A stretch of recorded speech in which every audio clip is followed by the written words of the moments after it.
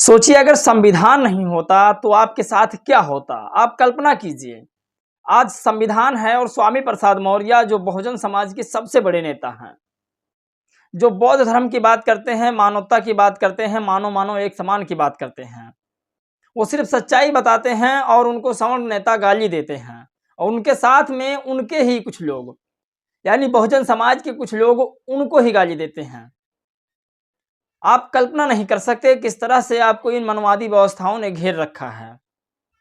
आपको एक खबर हम बताते हैं, जो कांग्रेस के प्रवक्ता आचार्य प्रमोद हैं, वो कहते हैं कि स्वामी प्रसाद मौर्य के मुंह में बवासीर हो गई है। योगी जी, इनका बोलने पर पाबंदी लगाओ। सोचो, ये उस जमाने की बात है जब पढ़ने लिखने की आज़ादी नहीं थी और आज संविधान है, तब भी कहते हैं बोलने पर पाबंदी लगाओ।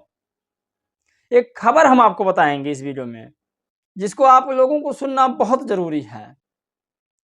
साथियों, खबर कुछ ही ऐसी है कि आज गोरखपुर में एक वैकेंसी निकली है, जो 71 पदों की वैकेंसी है और इन 71 वैकेंसियों में सबसे ज़्यादा आखिर किसको आरक्षण मिला है। जो आरक्षण का ढिंढोरा देते हैं, आखिर सही मायने में आरक्षण किसको मिला है।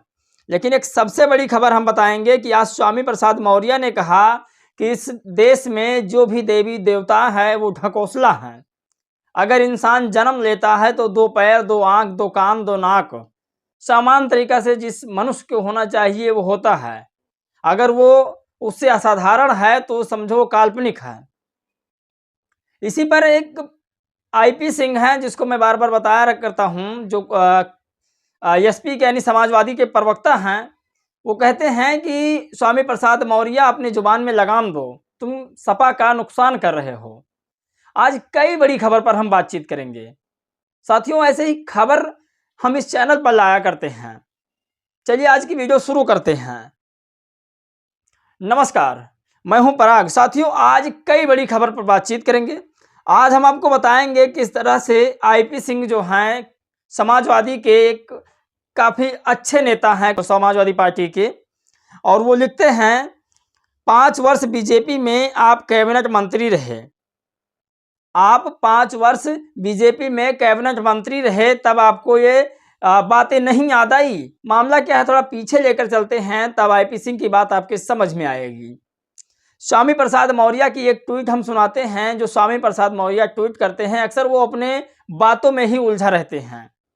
उनके लोग खुद उनको गाली देते हैं, लेकिन स्वामी प्रसाद मौर्य एक ऐसे नेता हैं जो मानवता की बात करते हैं, बौद्ध धर्म की बात करते हैं और वो मानो मानो एक समान की बात करते हैं। जो कहते हैं इंसान जन्म लेता है तो उसके साथ भेदभाव आखिर क्यों। 2 हाथ, 2 पैर, 2 नाक, 2 कान, इन सब चीज होने के बावजूद हम एक सामान जब लोग हैं तो भेदभाव आखिर क्यों होता है। एक खास बात है उस ट्वीट में जो हम आपको सुनाते हैं। स्वामी प्रसाद मौर्य ने लिखा, दीप उत्सव के अवसर पर अपनी पत्नी का पूजा व सम्मान करते हुए कहा कि पूरे विश्व के प्रत्येक धर्म, जाति, नस्ल, रंग व देश में पैदा होने वाले बच्चे के 2 हाथ, 2 पैर, 2 कान, 2 आँख, 2 छेदों वाले नाक के साथ साथ एक सिर, पेट व पीठ ही होती है। 4 हाथ, 8 हाथ, 10 हाथ, 20 हाथ व 1000 हाथ वाला बच्चा आज तक पैदा ही नहीं हुआ है। तो 4 हाथ वाली लक्ष्मी कैसे पैदा हो सकती है। यदि आप लक्ष्मी देवी की पूजा करना ही चाहते हैं तो आप घरवाली की पूजा व सम्मान करें, जो सही मायने में देवी है, क्योंकि आपके घर परिवार का पालन पोषण, सुख समृद्धि, खान पान व देखभाल की जिम्मेदारी बहुत ही निष्ठा के साथ निभाती है। अब ये स्वामी प्रसाद मौर्य क्या बयान है। अब इसमें आप कोई हमें तर्क बताइए कि इसमें इन्होंने क्या गलत कहा है। क्या इंसान या कोई जो जन्म लेता है उसके 10,000, 1,000, 5,000, 4,000, 2, 4, 10 हाथ पैर एक्स्ट्रा होते हैं। खैर, ये स्वामी प्रसाद मौर्य का बयान है और इस पर ये काफ़ी पढ़े लिखे हैं, जानते हैं जो भी इन्होंने कहा है सोच समझ कर कहा है। लेकिन जो ये बातें करते हैं ये हमेशा बौद्धिस्ट बातें करते हैं, तर्कजीवी हैं ये। लेकिन इस पर आईपी सिंह जो समाजवादी के प्रवक्ता हैं लिखते हैं, हालांकि समाजवादी से ही स्वामी प्रसाद मौर्य जी भी हैं और इन्हीं के वजह से जो आज SC, ST, OBC के कुछ लोग जो समाजवादी से दूर भागते थे, वो स्वामी प्रसाद मौर्य की वजह से समाजवादी की तरफ आकर्षित हो रहे हैं।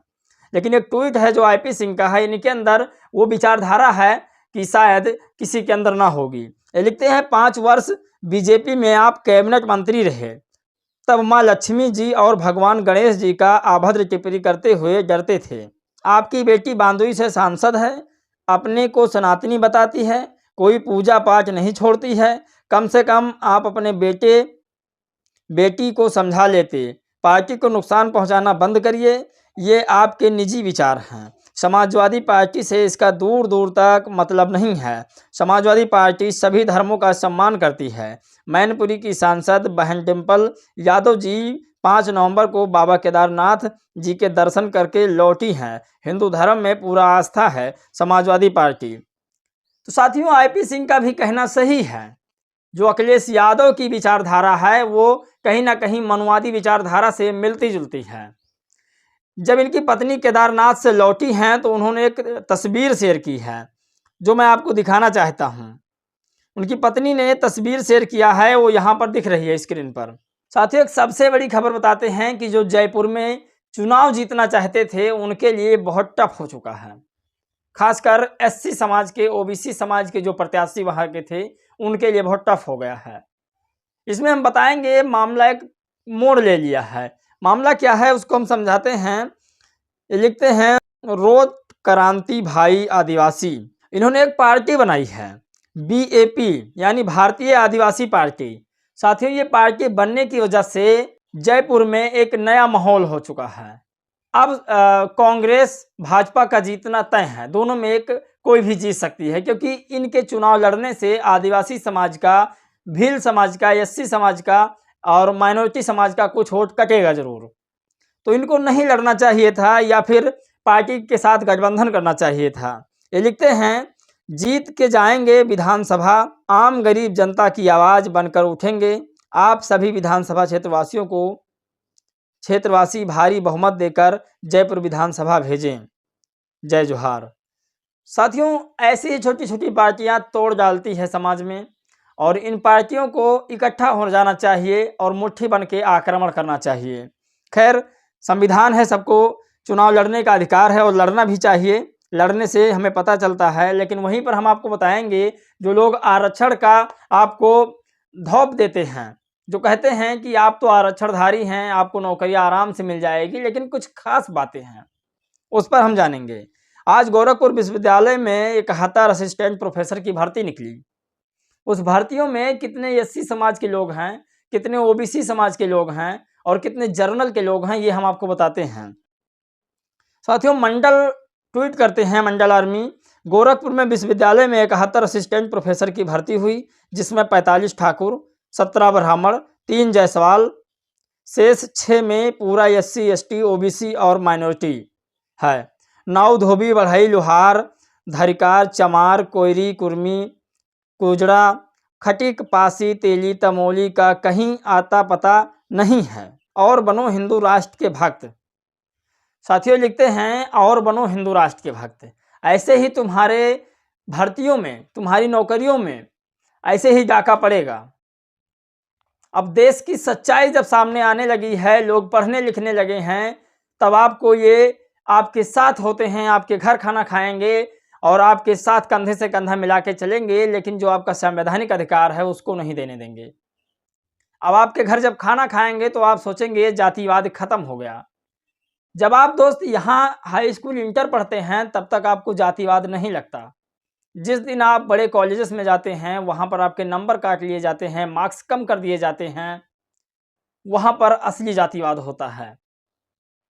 आज भी मीडिया हाउस में, जुडिशरी में, इन सभी जगहों पर आरक्षण नहीं है, तो क्या ओबीसी एसटी के लोग वहाँ पहुँच सके हैं? ये कल्पना कीजिए, आप सोचिए।